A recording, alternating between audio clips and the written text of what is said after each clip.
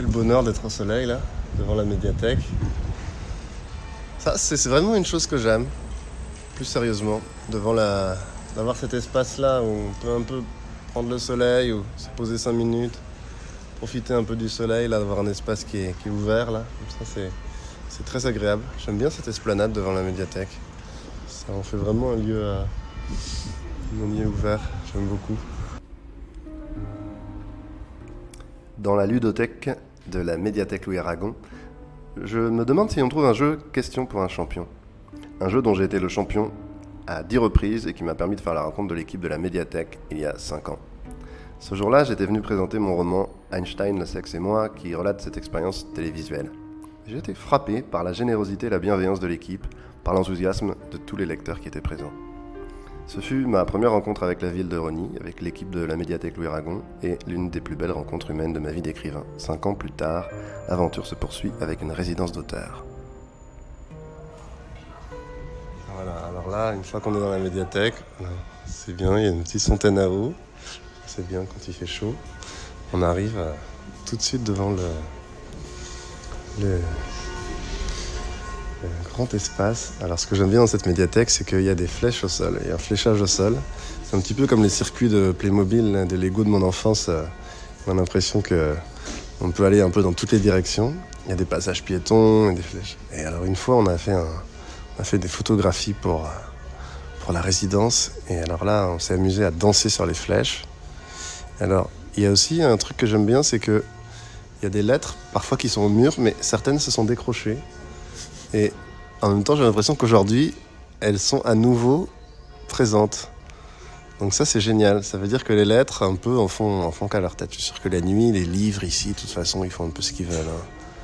Ils se chuchotent des choses, ils se mettent à faire des tangos, à jouer au football. Non, ils sont en liberté, les livres ici, ils sont bien. C'est comme un refuge pour les animaux ici. Tous les livres, ils sont bien soignés, on en prend soin, on les relit, on les protège, on les emprunte, on les adopte. Non, ça c'est un monde à découvrir, une bibliothèque. Un monde à découvrir.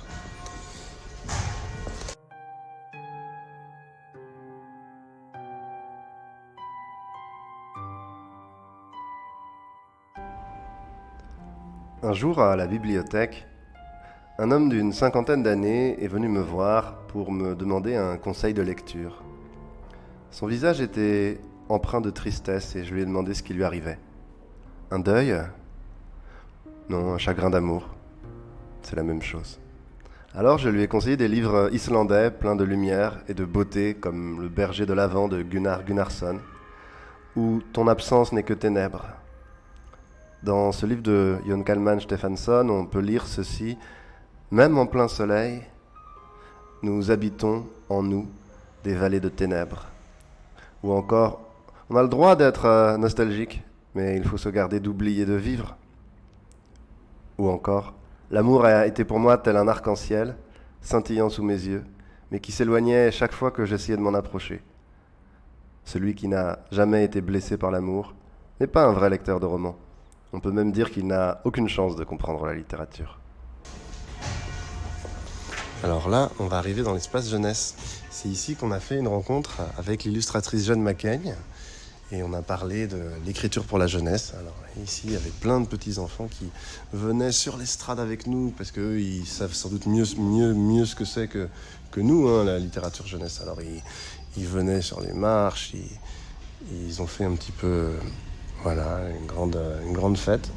Ils avaient des tentes aussi à côté, il y avait des petites tentes qui étaient installées. Donc c'était un peu comme une grande boum pour eux, c'était assez joyeux. En général, je fais des rencontres pour les adultes. Alors là, c'était la première fois que je faisais une rencontre aussi pour des enfants. Et c'était quand même drôlement plus joyeux. Hein. Alors là, on a un très bel espace aussi. Et donc, l'artiste Jeanne Macaigne avait présenté son travail ici, face aux enfants et aux parents. C'était une des premières rencontres de l'année, hein. C'était un très bon souvenir. Quand j'étais enfant, le samedi après-midi, ma mère m'emmenait à la bibliothèque municipale de Melun pour que je choisisse de nouveaux livres. Pour aller à la bibliothèque, on se promenait au bord de la Seine. Ma mère m'apprenait à reconnaître les canards colverts, puis on passait derrière la grande prison. Au bout de la rue du Four, sombre, étroite comme les boyaux d'une mine, une entrée gravillonnée menait à la bibliothèque. Sur les étagères, des milliers de livres m'attendaient, debout, silencieux comme de vieux hiboux. Je m'approchais en frémissant des rayons. Mes livres préférés sont ceux dont les héros sont des Indiens d'Amérique, surtout quand ils chevauchent leurs Appaloosas sauvages et indomptables. J'aime ce mot, Appaloosa. Je trouve que c'est un mot qui galope. Je choisis des romans avec des Amérindiens, des chevaux sauvages, des wigwams, des tomahawks, et je les donne à la gardienne des lieux, la dame de la bibliothèque. Une fée très douce, qui sourit toujours avec une gentillesse infinie. Moi, je suis extrêmement intimidé. J'ai peur qu'elle refuse de me prêter ses livres. Est-ce qu'elle les a tous lus ?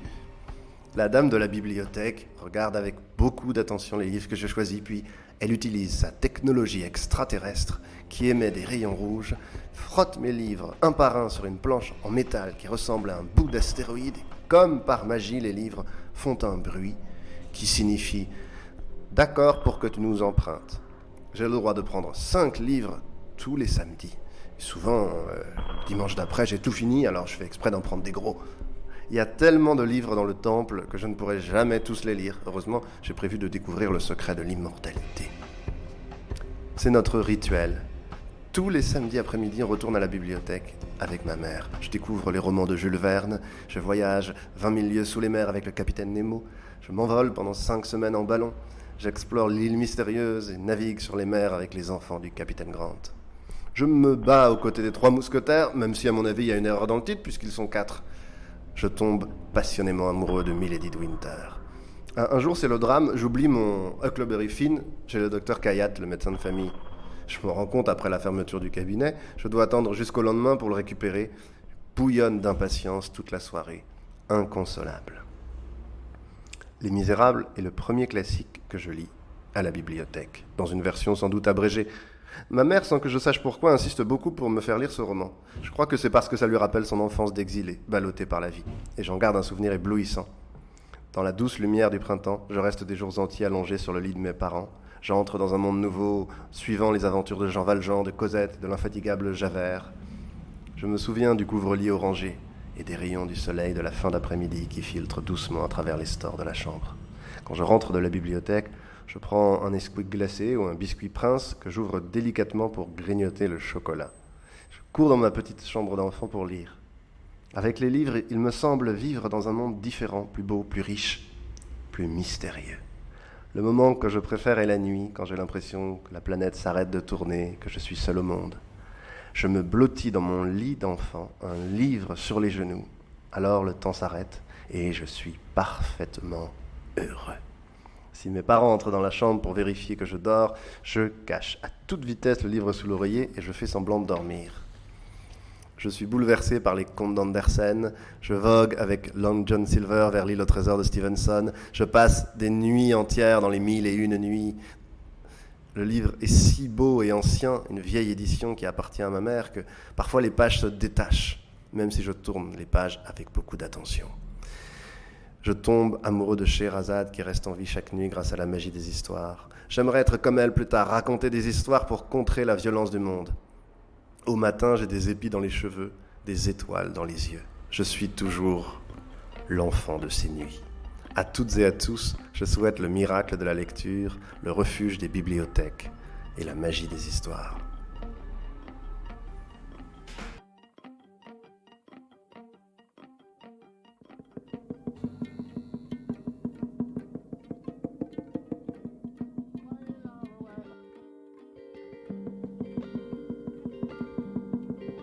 Plein de magazines, de livres. On avait le droit à 5 romans par jour, 5 romans à chaque fois. On venait toutes les 3 semaines à peu près. Et alors j'avais le droit de prendre 5 livres. Il fallait bien les choisir. Mais aujourd'hui, je crois qu'il y a beaucoup plus. C'est 15 livres. Hein, 15 documents, voilà.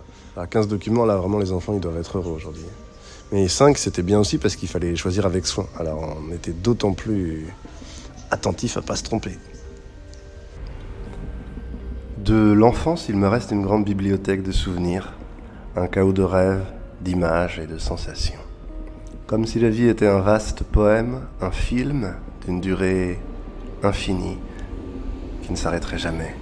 Je me souviens de la maison de mon enfance, des feuilles mortes dans la forêt par les soirs d'automne, de l'immense bousculade de la vie qui commençait, des sous-bois de Calune, de ma mère triste errant dans la maison, de sueurs nocturnes de mes premiers poèmes. Je me souviens de l'émotion d'être au monde et de la découverte des livres, Tolkien, Victor Hugo, Agatha Christie. Je me souviens des quotidiens tristes comme des comprimés pour la fièvre, du sirop au goût âcre que ma grand-mère me faisait avaler, des trèfles à 4 feuilles que je cherche dans la pelouse du jardin. Je me souviens de la collection de minéraux de ma mère, des grumeaux de pâtes que je lèche sur la cuillère dans la cuisine, de l'éternité d'un coquelicot dans un champ du midi, de flaques de boue sur les chemins de terre pleines de feuilles mortes, de reflets dorés, de milliers de faines qui tombent des érables, et de la folle envie d'embrasser Camille à sa fête d'anniversaire dans la splendeur immortelle de nos 7 ans.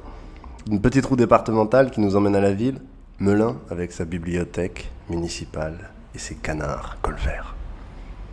Je me souviens du feuillage des arbres du jardin et de la fureur vaine de nos chagrins d'enfants, surtout quand je perds à un jeu, d'une table de jardin où ma grand-mère apprend les échecs avec mon grand-père, des premiers pleurs devant les oignons, des histoires de Dino Buzzati que je lis avant de m'endormir, un chapitre par jour pour ne pas trop en lire d'un seul coup, pour ne pas avoir les yeux plus gros que le ventre, comme on disait dans la famille. Du parfum amer de la bière que buvaient les adultes les soirs où il y avait des croque-monsieur à la maison. Et alors je devinais l'appareil bien longtemps à l'avance, un vieil appareil orange en fer blanc, et je savais que c'était un jour de fête. De la mousseline des rideaux de la salle à manger, le paradis de mousseline où je pouvais m'envelopper et faire des tours sur moi-même jusqu'à ne plus savoir où commençait mon corps et où commençait l'envol blanc du tissu. Et tout le cinéma muet de l'enfance, les plantes qui grandissent, elles aussi, les gens sur France Info qui parlaient des propositions soumises à l'expertise économique. Je me souviens d'un jardin plein de racines et de terre, de la frondaison des cerisiers et du hou à l'ombre de la maison qu'il ne faut surtout pas abîmer, sinon c'est très grave. Il ne faut surtout pas abîmer le hou. Je me souviens de la fureur de l'enfance et des ridicules de l'enfance, des crépuscules de verroterie, un peu carte postale à l'arrière de la maison, et des splendides villes de banlieue traversées à l'aurore quand on part en vacances. La gare de Bourg-la-Reine est pour moi le centre de l'univers. Je me souviens du soleil familier au-dessus des rues du village quand je vais chercher le pain à vélo, ou que je dois dire bonjour à la boulangère. Une drôle d'aventure, dire bonjour à la boulangère. Tellement intimidante avec son gros chignon que je ne sais plus où me mettre. Et alors j'attends que la baguette soit bien cuite pour récupérer la monnaie et partir le plus vite possible. Je me souviens de cette joie très ancienne d'être vivant et les lichens qui râpent les mains sur les rochers quand on passe la main dessus, la drôle de sensation qui reste dans la paume. Les iris flamboyants et les ciels superbes, ce petit lotissement où toutes les maisons sont identiques mais la mienne est semblable à nulle autre. C'est un palais cette maison parce que c'est notre maison et aucune autre. Je me souviens de la mort sur le visage de ma mère morte au monde étendue, face contre terre, sur le tapis quand mon grand-père est mort. Je me souviens que je me balance toujours sur ma chaise, je ne peux pas m'arrêter de me balancer, je ne veux pas m'arrêter, ça me rassure tellement, et ma mère qui s'exclame « Arrête de te balancer sur ta chaise !» Je me souviens de la férocité des choses, de la cueillette des groseilles et des piqûres de ronces et d'orties. Je me souviens de tout, et puis au-dessus de tout, il y a la solitude rapace, avide, rapace, qui m'assomme toutes les nuits avec 36 chandelles, un rouleau à pâtisserie et des astres de toutes les couleurs, un déluge d'onomatopées comme dans les bandes dessinées que je lis dans mon lit en cachette pour conjurer la peur du noir. Tout ça, c'est l'enfance, la grande bibliothèque de l'enfance. Et je crois que ça ne peut pas se raconter en partant d'un point A et en arrivant à un point B ou un point Z. Mon enfance, c'est apprendre, ébrécher, trahir, ouvrir, donner, recueillir, aimer, s'envoler, partager, attendre, aimer, encore, dormir, mourir, pleurer, chérir, jouir, perdre, grandir, marcher, souffrir, rêver, vivre, user, naître. Et le mystère des petits granulés blancs appelés polystyrène, le cacao en poudre du matin, le Nesquik de 4 heures, la géographie intime de l'angoisse, le corps qui change de jour en jour, qui semble façonné dans une argile étrange, la lecture des 3 mousquetaires qu'il faut interrompre pour transporter le compost au jardin, la fraîcheur de l'oreiller les matins d'été, et la démence du vieux noisetier qui semble chanter des chansons quand le vent bruit dans ses feuilles, et ce goût de noisette encore sur la langue. C'est terrible parfois d'avoir une bonne mémoire. Dans la cuisine, je dispose un peu de margarine sur la margelle de la fenêtre, et les petites mésanges bleues viennent la picorer avec prudence. Mon père rapporte du Leclerc, des énormes boîtes de croissants que j'adore, des boîtes industrielles de vin. je grimpe sur la chaise de la cuisine, je me mets sur la pointe des pieds et je parviens à atteindre le haut de l'armoire où ils sont rangés. J'ouvre le petit bitonio en plastique, je chipe un croissant, avec gourmandise, je referme le couvercle. Je me goinfre en cachette de la bonne viennoiserie bien grasse et je fais disparaître les traces de mon forfait. Je ramasse les miettes qui traînent, j'ouvre la fenêtre de la cuisine et je donne à manger aux mésanges.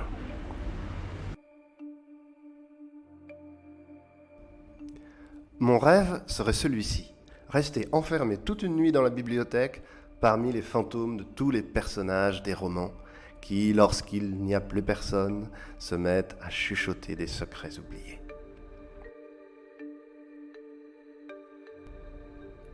Le 26 mars, jour du conservatoire imaginaire et la veille de mon anniversaire. Je rencontre des étudiants enfants, adultes, qui suivent des cours au conservatoire à côté de la médiathèque. Et grâce à des ateliers donnés par les enseignants, j'apprends à battre la cadence du boléro de Ravel, à chanter l'air de la Reine de la Nuit sans m'arrêter et à danser sur la musique des Indes galantes de Rameau. Si on m'avait dit que la bibliothèque conduisait à danser. Plus tard dans l'auditorium, en écho au choral du Veilleur de Jean-Sébastien Bach, interprété par les élèves, je fais la lecture de ce poème de Robert Desnos qui célèbre la résistance et la fraternité, le veilleur du pont au change, distributeur de tracts, contrebandier, porteur de messages, je vous salue vous tous qui résistez. Enfant de 20 ans au sourire de source, vieillard plus chenu que les ponts, homme robuste, image des saisons, je vous salue au seuil du nouveau matin. Je vous salue sur les bords de la Tamise, camarades de toutes les nations présents au rendez-vous, dans la vieille capitale anglaise, dans le vieux Londres et la vieille Bretagne, Américains de toute race et de tout drapeau au-delà des espaces atlantiques, du Canada au Mexique, du Brésil à Cuba, camarades de Rio, de Tehuantepec, de New York.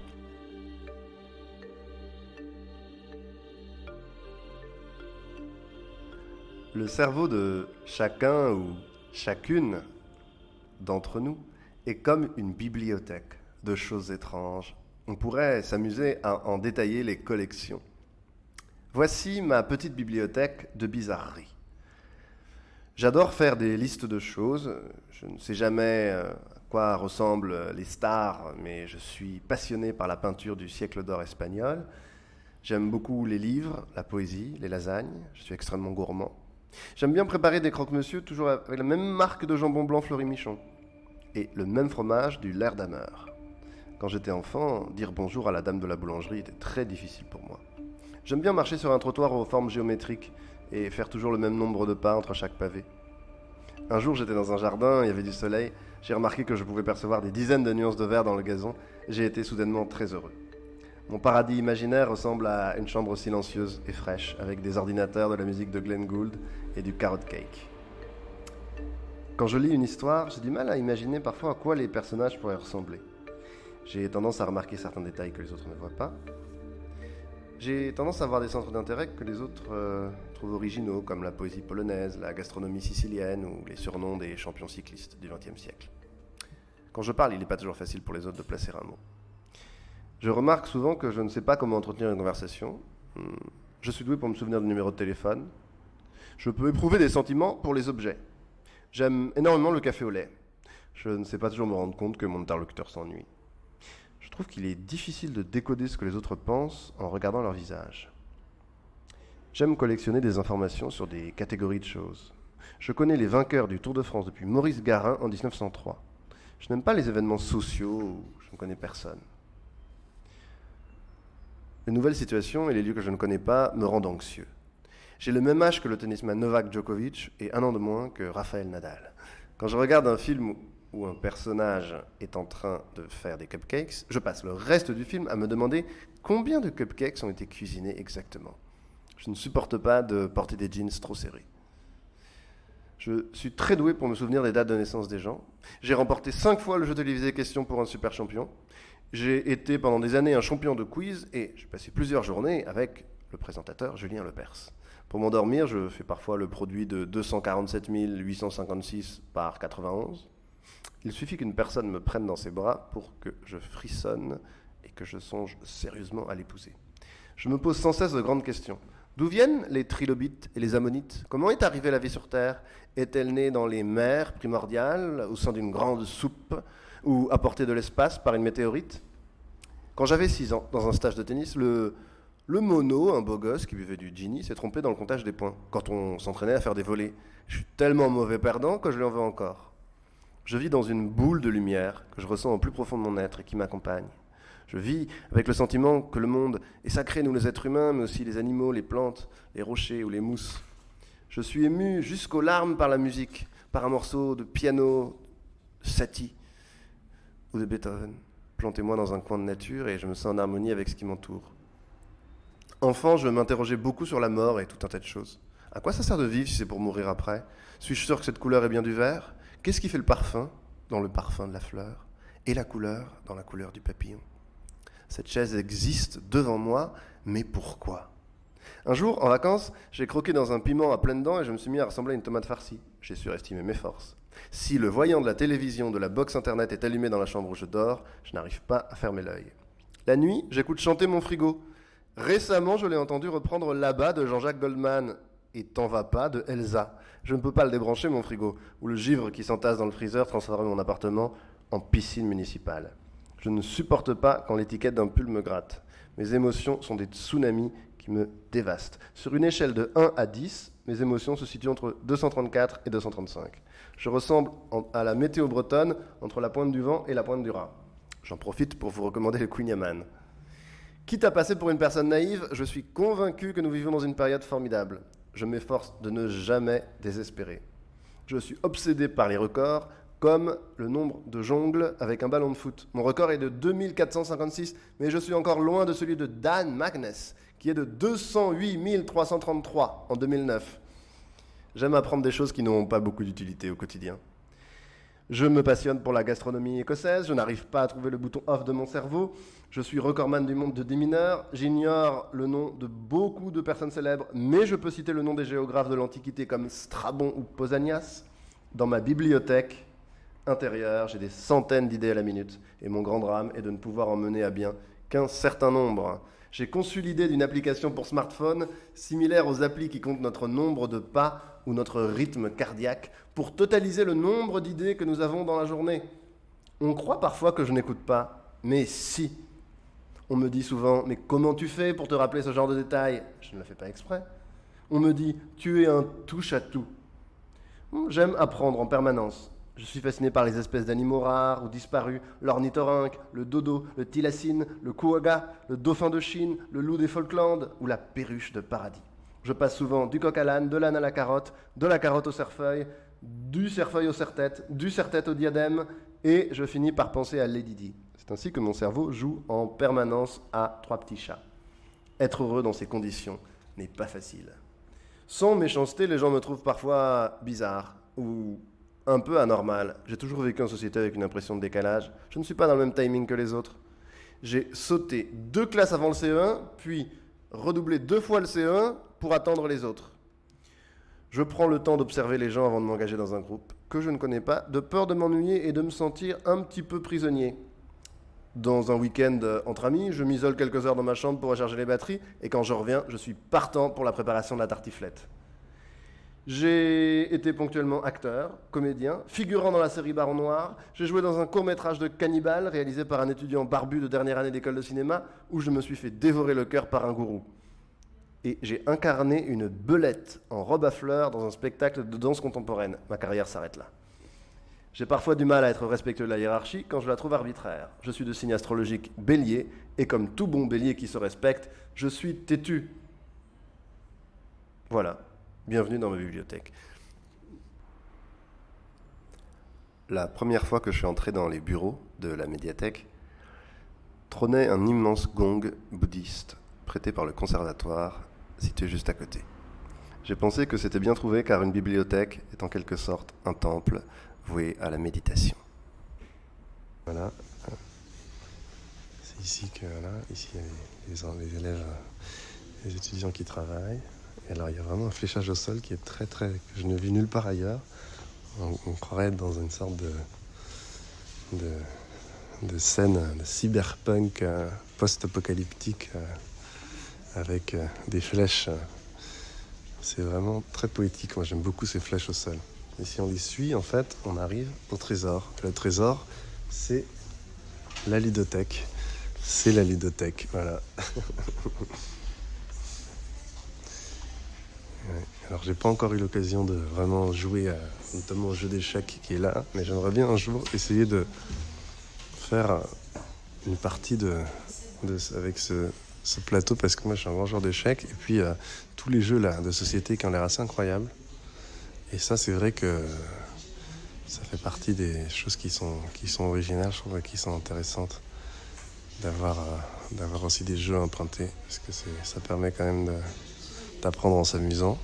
Moi, j'ai fait beaucoup de jeux, hein. J'aime beaucoup les jeux. Voilà. Et puis là, il y a des fresques aussi au mur. Je ne sais pas d'ailleurs quelle est l'origine de cette fresque, avec comme des ouvertures sur des fenêtres. Ce sont des tableaux d'intimité d'Anne-Laure Maison. Ah, c'est très beau, parce que c'est comme si, effectivement, un livre, ça s'ouvre un peu comme une fenêtre, comme une porte. On ouvre un livre, on entre dans un univers. Et donc là, on entre, voilà, on devine. Ça, c'est agréable quand on passe dans une rue éclairée et que les rideaux sont tirés, mais on se demande quelle vie vivent les gens derrière. Et c'est une bonne ouverture vers l'imaginaire. C'est un lieu vraiment d'imaginaire, la bibliothèque. C'est ça qui est formidable, c'est que ça préserve cette chose précieuse qu'est l'imagination. Ouais. Voilà, on est de retour à la case départ. Cette petite visite. On a oublié quand même le sous-sol, où il y a des choses assez étonnantes qui se passent, parce que c'est là-bas que sont restaurés les livres. Voilà, il y a plein d'espaces secrets comme ça, ces bibliothèques que j'ai découvert au fur et à mesure de l'année. Le coin cuisine, voilà, il se passe des choses. Non, c'est un lieu de vie, donc effectivement, c'était beaucoup de moments aussi partagés, des petits rituels, des petits déjeuners. Et donc, c'est marrant de voir qu'un espace qui est dévolu au savoir et qui a en apparence uniquement la lecture, aussi, bien sûr, abrite des petits moments de vie au quotidien. Et ça, c'était chouette à découvrir aussi.